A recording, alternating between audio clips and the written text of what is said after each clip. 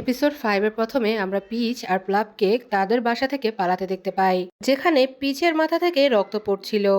কিন্তু সে প্লাবকে বলে, তুমি চিন্তা করো না, আমি অবশ্যই তোমাকে প্রোটেক্ট করব। তখন প্লাব বলে, আপনি তো আমাকে প্রোটেক্ট করবেন, কিন্তু আপনাকে কে প্রোটেক্ট করবে? এটা চিন্তা করেই পিচ হসপিটালে ঘুম থেকে উঠে পড়ে। থি তখন সেখানে এসে বলে, আমি তোমার জন্য অনেক বেশি চিন্তিত ছিলাম। পিচ জিজ্ঞেস করে, তুমি কি পুরো রাত আমার সাথে এখানে ছিলে? থি বলে, তুমি কি জানো তুমি ঠিক কতক্ষণ ঘুমিয়েছ? আর তুমি যদি আর 1 ঘন্টা দেরি করতে, তাহলে আমি অবশ্যই তোমার স্বপ্নের মধ্যে গিয়ে তোমাকে স্বপ্ন থেকে তুলে নিয়ে আসতাম। পিচ সেটা শুনে স্মাইল করতে থাকে, আর স্মাইল করতে করতে সে তখন কান্নাও করে ফেলে। থি জিজ্ঞেস করে, আমি কি তোমাকে হার্ট করেছি? থি বলে, আমি ডাক্তারকে ডেকে নিয়ে আসছি। পিচ বলে, না, আমি কোথাও হার্ট ফিল করিনি। থি বলে, তাহলে তুমি কান্না করছো কেন? পিচ বলে, না, আমি কান্না করছি না। থি বলে, আমি দেখছি তুমি কান্না করছো। তুমি কি আমার সাথে থাকতে ভয় পাচ্ছ? পিচ বলে, আমার চোখের পানির কারণ তুমি। থি বলে, আমার মতো মানুষ যে তোমাকে একটু কষ্ট দিতে পারবে না, সে তোমাকে কান্না কিভাবে করাতে পারে? পিচ তখন আরো বেশি করে কান্না করতে থাকে। এরপর আমরা থিকে দেখতে পাই, সে মককে কল দিয়ে বলে, তুমি নিজের ছুটি এনজয় করো, এখানে আমি সবকিছু সামলে নিতে পারবো। থি নার্সকে জিজ্ঞেস করে, পিচের কি অবস্থা? তো নার্স জানায়, ডাক্তার বলেছে পিচ একদম ভালো আছে। থি বলে, তুমি কি শিওর যে কোনো রকম কোনো ব্যথা নেই? সে কি তার হাত দিয়ে ক্যামেরা আগের মতো ধরতে পারবে? পিচ বলে, তোমার নার্সের কথা শোনা উচিত। থি বলে, পরবর্তীতে কোনো সমস্যা হবে না তো? নার্স বলে, সবকিছু ঠিক আছে। তো থি বললে নার্স সেখান থেকে চলে যায়। থি বলে, যদি তোমাকে কেউ কান্না করাতে চায়, তাহলে সেই মানুষ হিসাবে এই পৃথিবীতে আমি কি সর্বশেষ মানুষ হতে পারি না? পিচ এটা শুনে হাসতে থাকে। অন্য সিনে আমরা মককে দেখি, সে রোমের উপরে ব্ল্যাঙ্কেট টেনে দিচ্ছিল, কিন্তু রোম তাকে টেনে বেডের উপরে ফেলে দেয়। মক রমকে ধাক্কা দিয়ে সাইডে ফেলে দেয়, আর উঠে রমকে ধরে ফেলে। মক বলে, কিয়ানের স্পেশাল অ্যাসিস্ট্যান্ট সবসময় বেস্টি। তখন মক বলে, প্লিজ বেশি কাছে আসবেন না। রম জিজ্ঞেস করে, আমি কতটুকু দূরে থাকবো? মক বলে, নর্মাল, যতটা একটা বস আর ওয়ার্কারের মধ্যে হওয়া উচিত। রোম বলে, তুমি অনেক বেশি কুল। তো মক বলে, প্লিজ পরবর্তীতে এরকমটা আর করবেন না, আপনি জানেন আমি এটা পছন্দ করি না। রোম বলে, কিন্তু আমি তো এটা পছন্দ করি, তাই না? মক তখন জোরে রোমের হাত ধরে। তো রোম মকের কাছাকাছি এসে বলে, তোমার হার্ট অনেক জোরে বিট করছে। মক তাকে বেডের উপরে ছুঁড়ে ফেলে দেয়। রোম তখন মককে জিজ্ঞেস করে, ভালোবাসার ডিপার্টমেন্টে কি চলছে এখন? মক বলে, সিঙ্গেল। তো রোম বলে, আমি তো কিয়ানের কথা জিজ্ঞেস করছি। মক বলে, আমি তার কথাই বলছি। তো রোম বলে, অ্যামেজিং। মক বলে, কি অ্যামেজিং? আপনারা দুজন তো দুজনকে ভালোবাসা পাওয়ার জন্য উইশ করতেন। রোম বলে, আমি যে জিনিস অ্যামেজিং বলেছি সেটা হচ্ছে তুমি। রোম তখন রেডি হতে যায়, আর মক নিজে নিজে স্মাইল করতে থাকে। অন্যদিকে থি এসে বলে, তুমি আমাকে কল কেন করনি? পিচ বলে, তখন তো আমি দৌড়াতেই ব্যস্ত ছিলাম। থি বলে, তুমি এর আগে যখন কার খুঁজে পাচ্ছিলে না, তখন আমাকে কেন কল করনি? পিচ বলে, এত ছোট বিষয়ের জন্য কি আমি কল করতে পারি? থি বলে, হাজার মানুষ আমাকে কল করতে চায়, আর তোমার কাছে আমার নাম্বার আছে, কিন্তু তুমি আমাকে কল করো না। পিচ বলে, আমি জানি না আমার এটা করার পারমিশন আছে কিনা।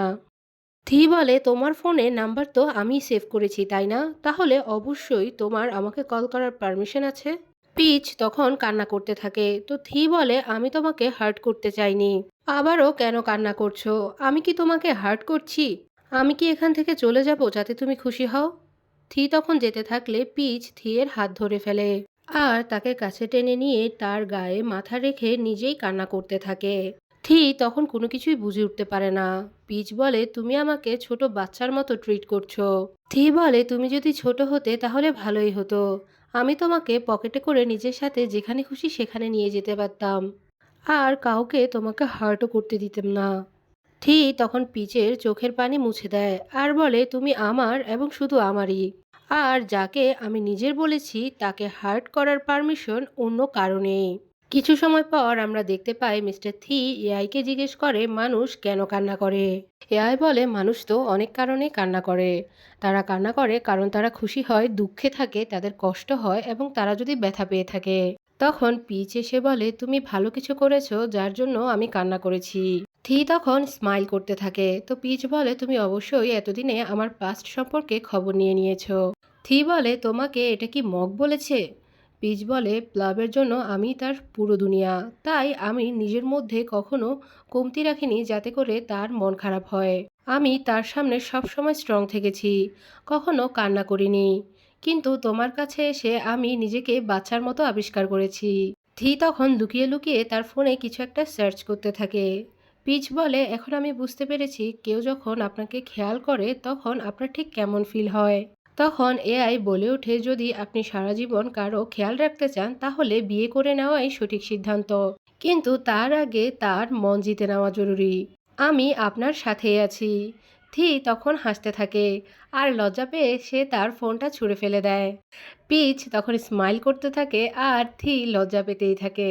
তারা হসপিটাল থেকে যখন বাসায় পৌঁছায় তখন পিচ প্লাবের সাথে ফোনে কথা বলতে থাকে। প্লাব বলে আপনি তো আমার কল রিসিভই করছিলেন না, আমি তো ঘরে আসার প্ল্যান করছিলাম। পিচ বলে আমি তো বাসাতেই ছিলাম। পিচ তখন ডোর খুলতে পারছিল না। থি তখন বলে ওঠে আমি তোমার হেল্প করে দিচ্ছি। তখন প্লাব জিজ্ঞেস করে আপনার সাথে আর কে আছে? পিচ তখন থি এর মুখে হাত রেখে তার কথা বলা বন্ধ করে দেয়।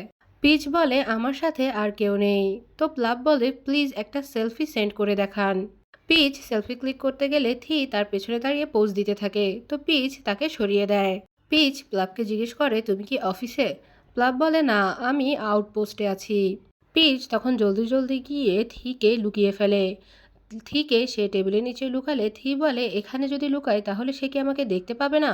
থি তখন পর্দার পেছনে লুকিয়ে পড়ে। তো পিচ প্লাবকে জিজ্ঞেস করে তুমি এখন কোথায় আছো? প্লাবকে আমরা মোবাইলে গেম খেলতে দেখতে পাই। তখন তাকে নুচ কাজের জন্য ডাক দিলে সে উঠে সেদিকে চলে যায়। এরপর থি পিচকে নিজের কোলে শুয়ে বলে তোমার চোখ বন্ধ করো, কান্না করতে করতে তোমার চোখ তো ফুলে গিয়েছে। আর তুমি তোমার বোনকে বলেছো তুমি কাউকে ডেট করছো না। পিচ বলে আমার কাছে এসবের জন্য সময় নেই। থি বলে তুমি কি কারোর জন্য কোনো কিছু ফিল করো? পিচ বলে আমার কাছে সেই জিনিসের জন্য সময় নেই, আর সারাদিন তো আমি তোমার সাথেই থাকি তাই না?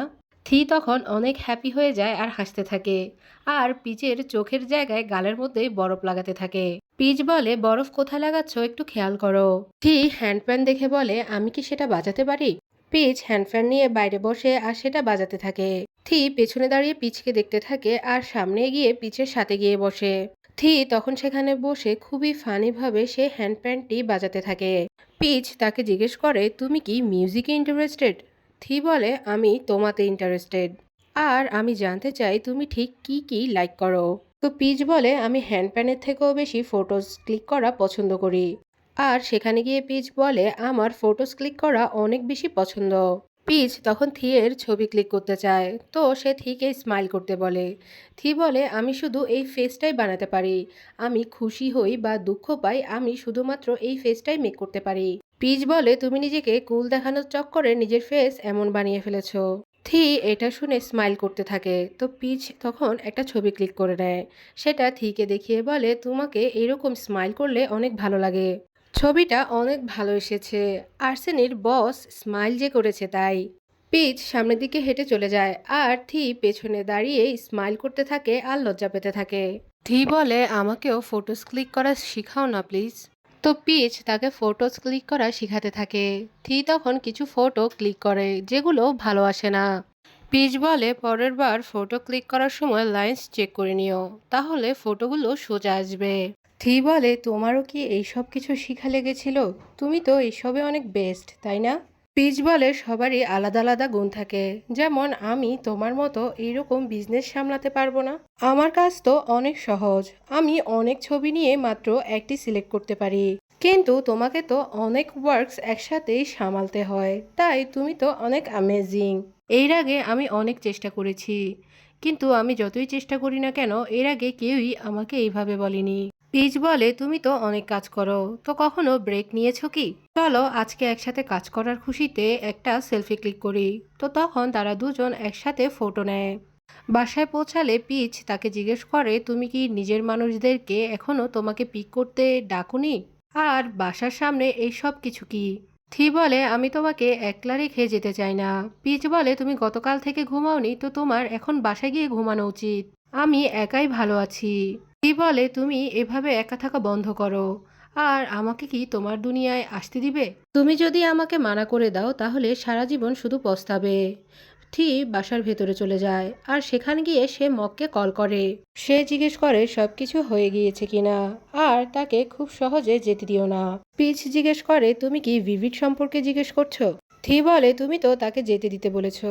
তখন থেকে আমার লোক তার উপর নজর রাখছে। ওর হিম্মত কি করে হয়েছে আমার ম্যানের উপরে হাত দেওয়া? পিচ বলে আমি যদি প্রশ্ন করি তাহলে তুমি রেগে যাবে। তখন থি বলে তুমি যাই বলো না কেন আমি তোমাকে হার্ট করব না। পিচ তখন তাকে জিজ্ঞেস করে ভিভিড এখন কেমন আছে? থি বলে তুমি এরকম প্রশ্ন করে সত্যিকার অর্থেই আমাকে রাগিয়ে দিচ্ছ। তখন আমাদেরকে পাস্ট সিনে দেখানো হয় থি ভিভিডকে কিছুই করেনি। পিচ ওই দিনের কথা মনে করতে থাকলে থি বলে প্লিজ ওর বিষয়ে কোনো কথাই বলো না। পিচ আবারও জিজ্ঞেস করে সে কেমন আছে। তো থি বলে দুনিয়ার কোথাও সে এখনো বেঁচে আছে। ওই দিন তোমাকে কষ্ট পেতে দেখে আমি কতটা ভেঙে পড়েছিলাম তুমি জানো? পিচ বলে ওই দিন তুমি আমাকে হেল্প করেছো আমার এটা অনেক ভালো লেগেছে। আর আমি জানি আমি তোমার সাথে সেফ। থি বলে মানুষ তো আমাকে ভয় পায় কিন্তু তুমি একাই এমন ব্যক্তি যে এরকমটা চিন্তা করো। পিচ বলে তুমি যদি না থাকতে তাহলে অবশ্যই খারাপ কিছু হয়ে যেত। থি বলে কিন্তু আমি তো আছি তোমার সাথে তাই না? পিচ বলে তোমার লোক তো চলে এসেছে তো এবার তুমি চলে যাও। থি বলে চলো তোমাকে আমি বেড পর্যন্ত ছেড়ে আসি। তখন তারা একসাথে রুমে যায়। রুমে গিয়ে থি পিচের ব্যাকপ্যাক দেখে জিজ্ঞেস করে এই সব কিছু কি? থি তখন সেখানে গিয়ে প্লেনের টিকিট দেখতে পায় আর এটা দেখে সে বলে তুমি আমার মন ভেঙে দিয়েছো। আমি এখন অনেক বেশি হার্ট ফিল করছি। থি তখন দৌড়ে সেখান থেকে রুমের বাইরে চলে যায় আর চিৎকার করে বলতে থাকে আমি তোমাকে কতবার বলেছি যে তুমি আমার সাথে সেফ, তারপরও তুমি আমাকে ছেড়ে চলে যাচ্ছ। পিচ বলে তুমি আমার কথা তো শোনার চেষ্টা করো। থি বলে তুমি মনে রাখো তোমাকে আমার থেকে কেউ ছিনিয়ে নিতে পারবে না। যদি স্বর্গে গেলেও স্বর্গ বা নরকে আমার পরিবারের কেউ থাকে তাহলে আমি চাই তারা কেউ তোমাকে আমার জন্য বন্দি করে রাখুক, যতদিন পর্যন্ত না আমি পৃথিবী ছেড়ে তোমার কাছে পৌঁছে না যাই। পিচ জিজ্ঞেস করে তুমি কি হ্যাভেনে যেতে চাও না? থি বলে সবচেয়ে কঠিন শব্দগুলো বলো আর তার মাধ্যমে আমার মনে আঘাত করতে থাকো। পিচ বলে প্লিজ শান্ত হয়ে যাও। থি বলে আমি সবকিছু ভেবেচিন্তেই বলি, এমনি এমনি আমি পালিয়ে যাই না। পিচ তখন বলে আমি শুধু ঘুরতে যাচ্ছি। পিচ তখন অনেক বেশি হাসতে থাকে আর বলে তুমি যদি ভালোভাবে পড়তে তাহলে তুমি আমার ফেরত আসার টিকিটও দেখতে পেতে। তখন থি এম্বারেস ফিল করতে থাকে। সে তখন তাকে বলে আমি কি তোমাকে কোনো প্রাইভেট জেট নিয়ে দিব নাকি বিচে কোনো জায়গা কিনে দিব? আর এর থেকে সিম্পল কোনো কিছু আমি তো ভাবতেই পারছি না। অন্য সিনে দেখি মকের স্নিজ আসে। তো রোম তাকে জিজ্ঞেস করে তুমি কি সিক? উত্তরে মক বলে না। তখন রোম বলে তোমাকে হয়তো কেউ মনে করছে। মক বলে ধুলোবালি হবে হয়তো। রোম তখন ওয়াইন খেতে থাকে আর বলে সেটাই হবে কারণ আমি তো তোমাকে এখনো মনে করায় স্টার্টই করিনি। রোম নিজের ওয়াইনের সেই গ্লাসটা মকের দিকে এগিয়ে দেয় খাওয়ার জন্য। তো মক সেটা নিয়ে খায় আর সে একই গ্লাস সে রোমকে ফেরত দেয়। রোম তখন সেটা দেখে স্মাইল করতে থাকে। অন্যদিকে পিচ থিকে জানায় সে 3 মাসের জন্য ফ্রি আছে তাই সে ভেকেশনে বাইরে যাচ্ছে। থি বলে তুমি চাইলে আর্সেনিক প্রজেক্টে কাজ করতে পারো। পিচ বলে কোনো সমস্যা নেই আমি ঠিক আছি আর বাকি সবাই যেহেতু ভালোভাবে কাজ করবে তাই তোমারও সমস্যা হওয়ার কথা না। থি বলে আমি তাদেরকে নিয়ে চিন্তা করছি না বরং আমি তোমার জন্য ওয়ারিড। পরশু আমার মিটিং আছে আর ছোট ভাইয়ের সাথে ডিনারও আছে তো আমি চাইলেই তোমার সাথে যেতে পারবো না। পিচ বলে তো আমি কখন তোমাকে ইনভাইট করেছি? থি বলে তোমার কথা আমাকে আরো বেশি হার্ট করছে। পিচ বলে সরি কিন্তু আমি তোমাকে বিরক্ত করতে চাই না। থি বলে আমার ওখানে হোটেল আছে আমি সেখানে যেতে না পারলেও অবশ্যই তোমার খেয়াল রাখতে পারবো। পিচ বলে ঠিক আছে তোমার এসব চিজি কথা শুনে আমার সেফ ফিল হয়। তারা দুজন তখন বেডের উপরে শুয়ে পড়ে। থি তখন ভালোবাসার চোখে পিচের দিকে দেখতেই থাকে। থি রাতে তার বাসায় ব্যাক করে যেখানে রোম এসে তাকে হাক করে। থি বলে তুমি কখন ফেরত এসেছো? রম বলে আপনি কি আমার জন্য ফ্লাইট চুজ করেননি আর ওকে তো আপনি আমাকে আনার জন্য পাঠিয়েছেন আর আপনি তো আমাকে খুব ভালো করেই জানেন। তখন থি স্মাইল করতে থাকে। রম তখন বলে আপনি কি তাকে পাঠাননি? থি বলে আমাকে যদি সবকিছু করতে হয় তাহলে আমি অ্যাসিস্ট্যান্ট কেন রেখেছি? রম বলে এজন্যই সবকিছুই আমার পছন্দের ছিল। প্লেনে যে খাবার দিয়েছে সেটাও আমার ফেভারিটই ছিল। তখন তারা সবাই একসাথে নাটক দেখতে থাকে। তাদের মা বলে প্রথমবার আমি এই নাটকেই লিড রোল প্লে করেছি।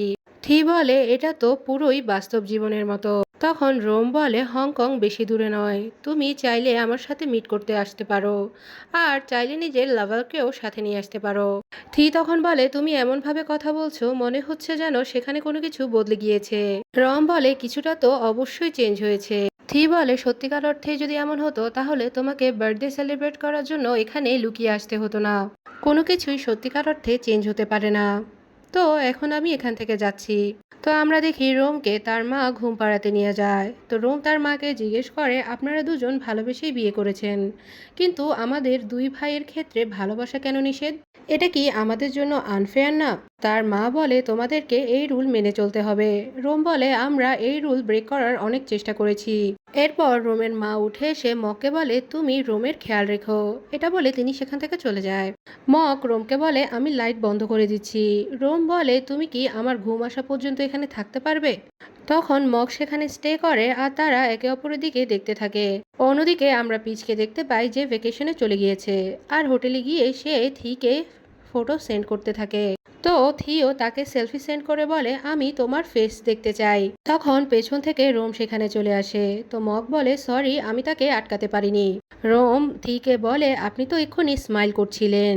তো থি তাকে বলে তোমার এখানে কি কাজ? রোম বলে কালকে মায়ের কাজ আছে, তো ডিনারে আসতে পারবে না। থি বলে সোজাসুজি বলো তুমি কি বলতে চাও? রম বলে আমি ওর সাথে একা টাইম স্পেন্ড করতে চাই। তো আপনি যেখানে যেতে চান আপনি যান, আর এটা খুব ভালো হবে যে আমার বার্থডে গিফট হিসেবে আপনি তাকে আমাকে প্রেজেন্ট হিসেবে দিন। থি বলে এটা তুমি তোমার স্বপ্নেই দেখতে থাকো। রোম তখন বলে তোমরা দুজন একই রকম, বসও আর এমপ্লয়ও। মক তখন সেখান থেকে যেতে চাইলে তখন থি তাকে পেছন থেকে ডেকে বলে মক আমার একটা কাজে হেল্প করবে? অন্যদিকে হোটেলে আমরা পিচকে দেখতে পাই যাকে একজন এসে একটা নারকেল দেয়। তো পিচ সেটা খেতে থাকে। এক পর্যায়ে সে দেখে সেটা একটা স্পেশাল নারিয়াল ছিল, যেটা ছিল থিয়ের পক্ষ থেকে। অন্যদিকে দেখি হোটেলের যে স্টাফরা তারা পিচের সামনে এসে ফ্ল্যাগ ডান্স করে। অন্যদিকে থিকে আমরা দেখি সে নিচে গিয়ে নুচের সাথে কথা বলে আর বলে এই ফটোগ্রাফস এত খারাপ কেন?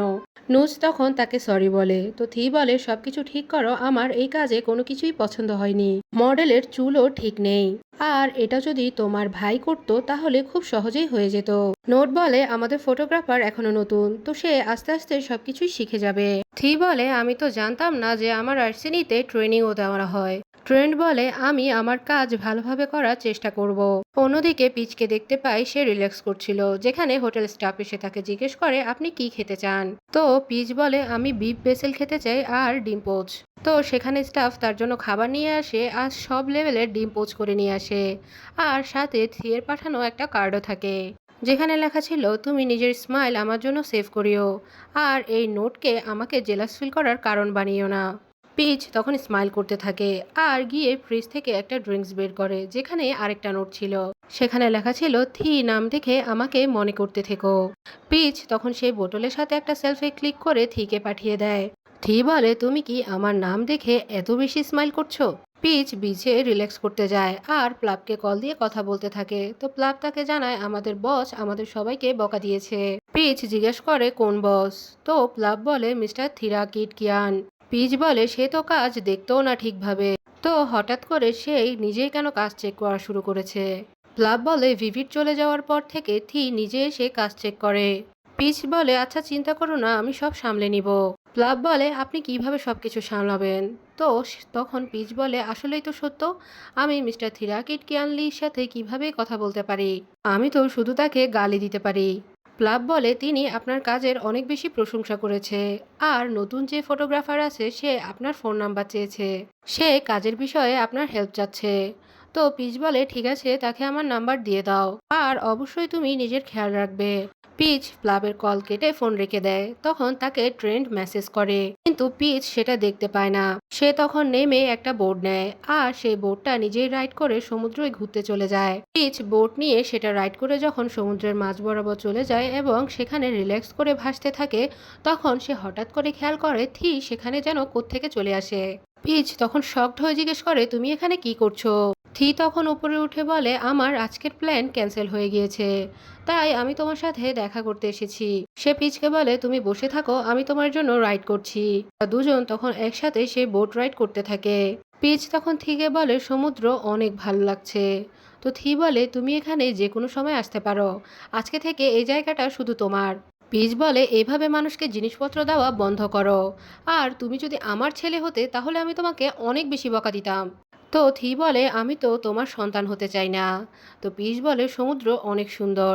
থি বলে হ্যাঁ, তোমার চোখে যে দেখা যাচ্ছে তাই। আর তোমার চোখ দেখতে দেখতে আমি তো আর অন্য কোথাও নজর দিতেই পারছি না। সরি আর থ্যাংক ইউ বলা ছাড়াও আমি তোমার থেকে আরো কিছু শিখেছি। তো আমি যদি তোমাকে কখনো কিস করি তাহলে সেটা কি সীমা লঙ্ঘন করা হবে? তো পিচ বলে তুমি যদি কারো থেকে সেটা পারমিশন নিয়ে করো তাহলে সেটা সীমা লঙ্ঘন হবে না। তো থি বলে তাহলে আমি কি তোমাকে কিস করতে পারি? থি তখন পিচের কাছাকাছি এসে তাকে কিস করে।